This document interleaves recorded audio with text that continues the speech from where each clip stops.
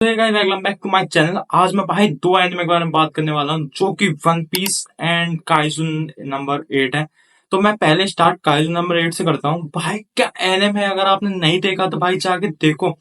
Story line बिल्कुल simple, अगर हल्की बात छोटी इसमें समझाऊं तो एक ऐसी, इसमें दो लीड है, लीड बता रहा हूँ, एक मेल एक फीमेल, जिसमें मेल की एज कुछ ज्यादा है, मान लो ज्यादा नहीं, 10-8 साल एक्स्ट्रा मान सकते हो आप।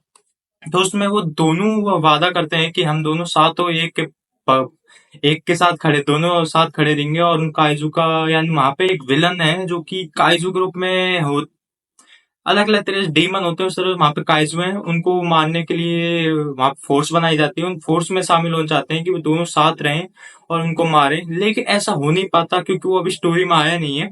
वो आगे आएगा जब आपको पता चलेगा, नहीं तो मांगा इसकी पढ़ सकते हो आप। मैंने भी इसके भी जितने एपिसोड आए वही देखे हैं, उसके हिसाब से बता रहा हूँ मैं कहानी। तो पर वो क्यों उसका हो नहीं पाता, क्योंकि उसमें जो वहां पे एक सूट होते हैं, उस सूट से ये होता है कि उसको पहनने के बाद आपकी पावर आपके हिसाब से बढ़ेगी कि आप उस सूट को कितना अडेप्ट कर पाते हो, लेकिन उसका कुछ हो नहीं पाता, इसलिए वो फेल हो जाता है। तो वो वहां पे अपनी दूसरी जॉब ज्वाइन करता है, इसमें वो जब उनको सूट वाले, यानी कि वो काइजू की जो टीम होती है मारने वाली, वो मार जाती है, यानी खत्म कर देती है उस खतरे को, तो वहां पे वह टीम आती है और उनके पार्ट को काटती है, डिस्पोज करती है एंड उसके स्किन को ले जाती है, क्योंकि उससे सूट बनते हैं उस काइजू की स्किन से।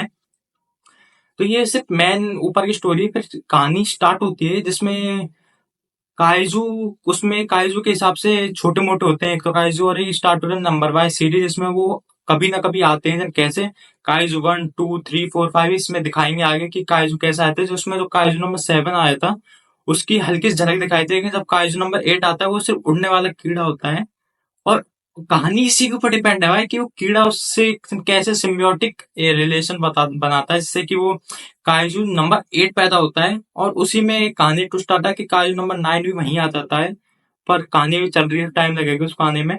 और वो भाई काइजू बन जाता है। अब उसको कहानी यहीं से स्टार्ट होती है, फिर मतलब कहानी का जो मैन स्टार्टिंग पॉइंट वो यहीं से है कि वो अपनी पावर कैसे छुपाता है, क्या करता है, काइजू टीम से बच पाएगा वो, काइजू टीम उसको पकड़ लेगी, तो मारती है काइजू को। और वो, हाँ, इसमें एक और भाई वो एग्जाम देने जाता है जिससे कि वो काइजू की टीम में भर्ती हो सके।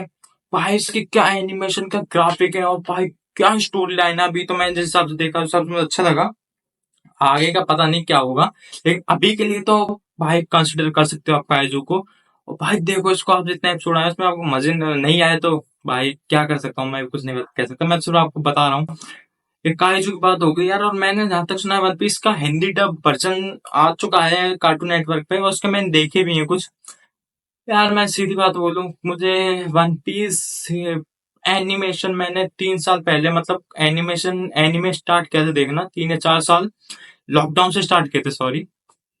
तो मैंने उसमें स्टार्टिंग से कुछ छोटे मोटे एनिमे देखा, 12 12 एपिसोड के। फिर मैं आया उसमें ब्लीच पे, वो भाई मुझे बहुत अच्छा लगा, तो मैंने कहा क्यों नहीं बड़े एनिमे को चांस दिया जाए, क्योंकि उसमें एपिसोड बहुत ज्यादा होते हैं।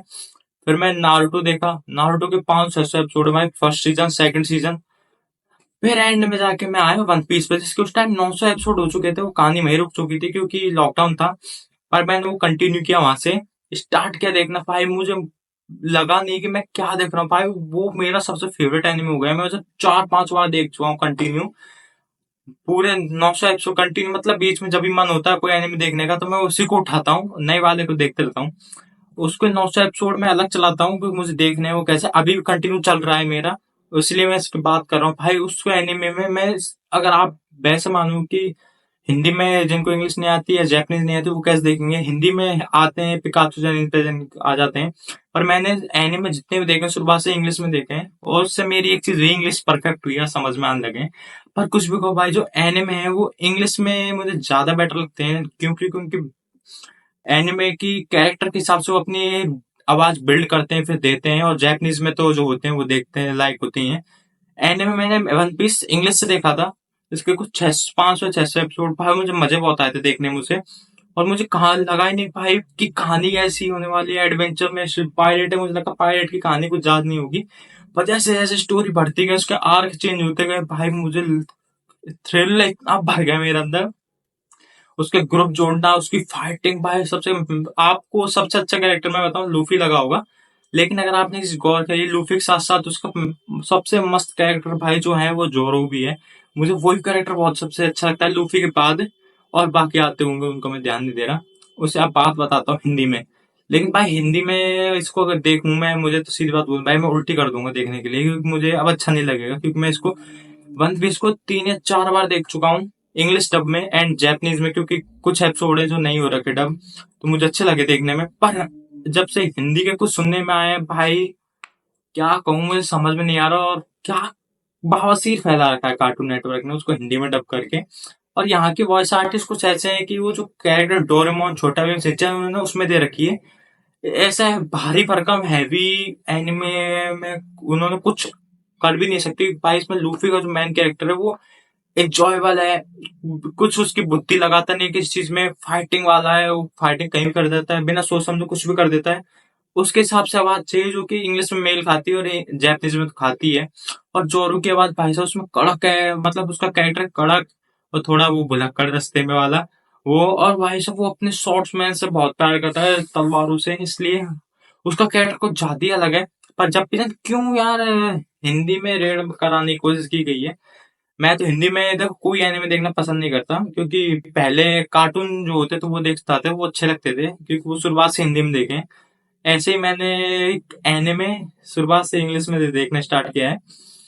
तो इसलिए यार मैं तो अपने हिसाब से इसको अपने हिसाब से इंग्लिश में ही पसंद करूंगा सारे एनिमे को। आपके ऊपर है वो, अगर आपको नहीं आता तो देख सकते हो आप जाके हिंदी में, पर मुझे नहीं, इंग्लिश में सबसे अच्छे लगते हैं। ये मैं अपने बता रहा हूँ। हिंदी में बहुत से आप गौर करो भाई, सबने जो कि एनिमे मुझसे पहले देखना स्टार्ट, क्या पता उसने करा हो ना करा हो, मैं कह नहीं सकता, लेकिन उन्होंने रिव्यू कराए हैं एनिमे के, मैंने जो नहीं करे। इसलिए उन्होंने कहा है भाई वन पीस हिंदी में बहुत ही बकवास है, सब लोगों ने कहा ही है और मैं भी कह रहा हूँ ये चीज, क्योंकि मैंने देखे हैं उसके एपिसोड। यार क्या करें। सो मैं यहीं पे वीडियो एंड करता हूँ, एंड आई होप आपने एंजॉय किया। सो बताएं इस की नेक्स्ट वीडियो किस एनिमे पे बनाऊं, मैं उसके ऊपर आपको बता दूंगा। हाँ, अगर आपको अच्छा लगा हो वीडियो तो लाइक करें, शेयर करें, कमेंट करें एंड मेरे चैनल सब्सक्राइब करें। सो बाय, मिलता हूँ नेक्स्ट वीडियो में, एंड आई होप आप सब सेफ हो। बाय।